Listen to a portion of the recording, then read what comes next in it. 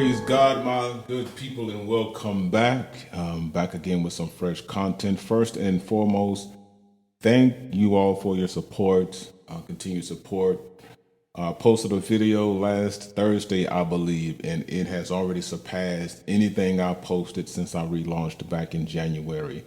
Has over 500 views, and even the video I posted in January has not met that mark. So thank God and thank you all for your support. And I'm believing by faith that I will get back to where I was before and even surpass that. I believe the video with the highest amount of views is already well over 50K.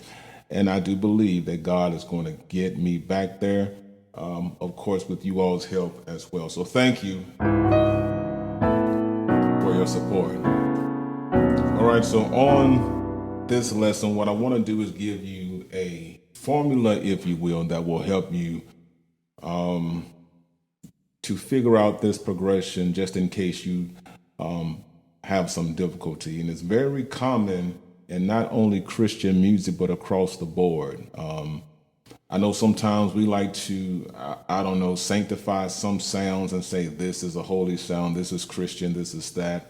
And there does need to be some kind of good judgment, but some things apply across the board if we're being honest. So take a listen.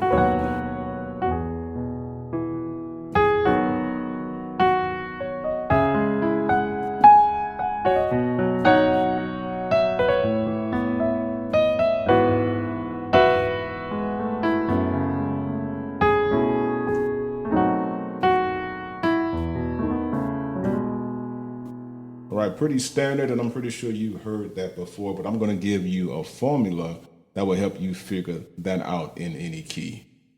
And that formula is 1 equals 3. You all are going to swear I can't add or do math, but 4 equals 2, and 5 equals 7. All right, so let's back it up and go to the key of C, just for demonstration. So the major scale, obviously in the key of C, you play all the notes from C to C. Now, there are chords that we can apply to each of those notes. Those are called your diatonic chords. So these are basic chords in the triad root position.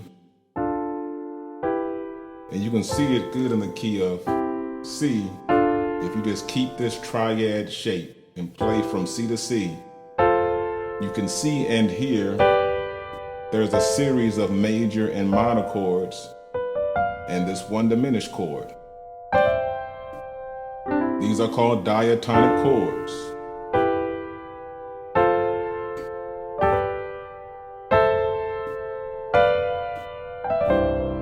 And for the most part, if you know the progression, let's say you know the bass movement of a song, you can apply those chords or their inversions and get through a song, okay?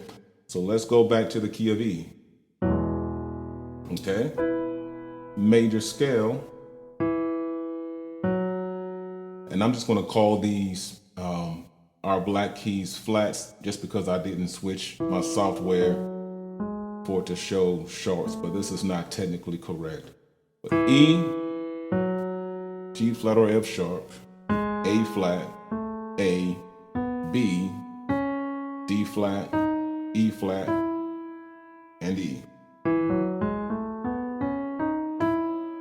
So following this diatonic pattern, we would apply the triads, you get this.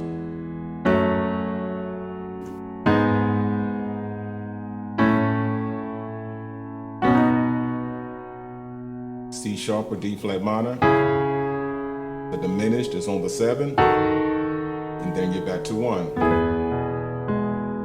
Okay? All right, so the progression I played in the opening, played the scale descending, and then when I got to the 2, I did a 2, 5, and a 1. So I could apply those diatonic chords to that progression.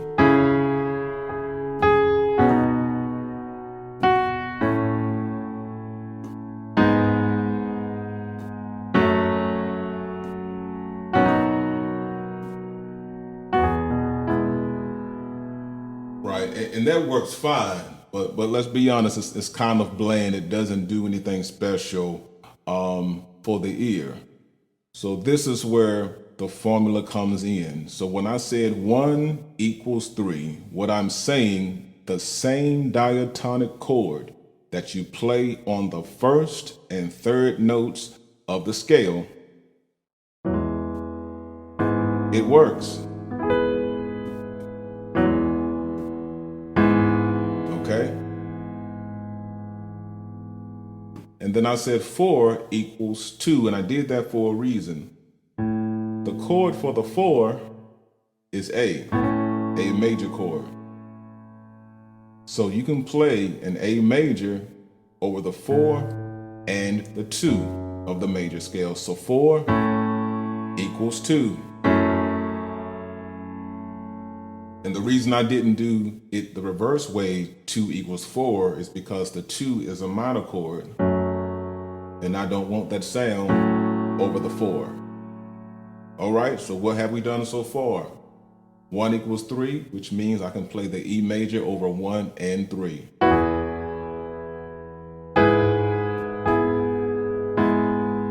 Four equals 2, so I can play the A major chord over the 4 and the 2.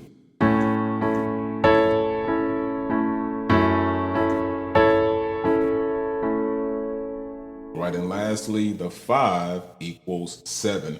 So the 5 is B major. 1, 2, 3, 4, 5. I can play that same chord over the 6. Over the 7. 1, 2, 3, 4, 5, 6, 7. All right, so I'm going to go back and play that progression the original way, and then we're going to go back and replace just those chords, okay?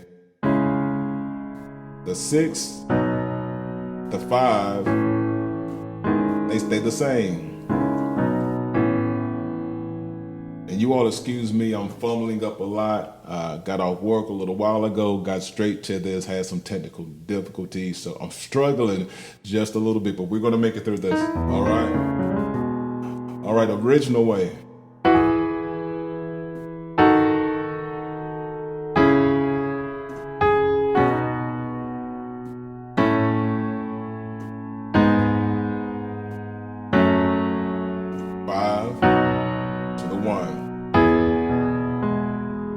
Substitutions, start off the same. Now we're going to play a B major over the 7, right? Because 5 equals 7. 5 is B, 7 is B. C sharp minor, B over 5, 4. Now we replace this chord with an E major chord. Why? Because we said 1 equals 3. E major can be played over 3. Okay? Now we're on 2, where we said the 4 can be played over 2. The 4 is A. We can play the A major chord over the 2. And your 2, 5, 1. Back to your B major. Back home. All right, let's do it again.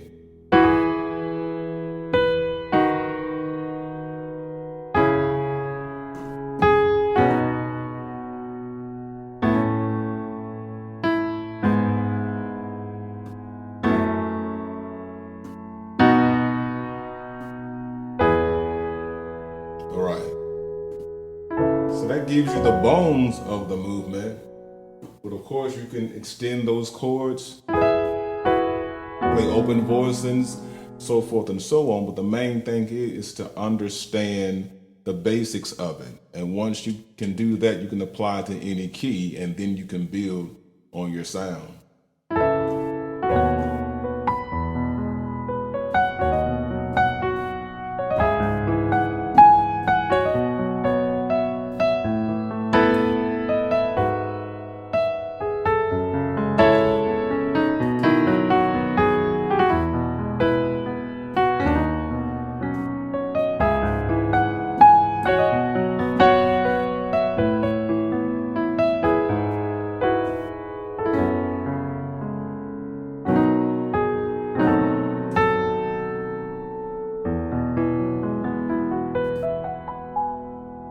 All right, we made it through. It was a rough one, but thank you all for checking out this video. I hope it's helped you with something, gave you a different way to look at playing music. You all keep on hanging out with me. There is good stuff coming your way. God bless. I'll catch you on the next one.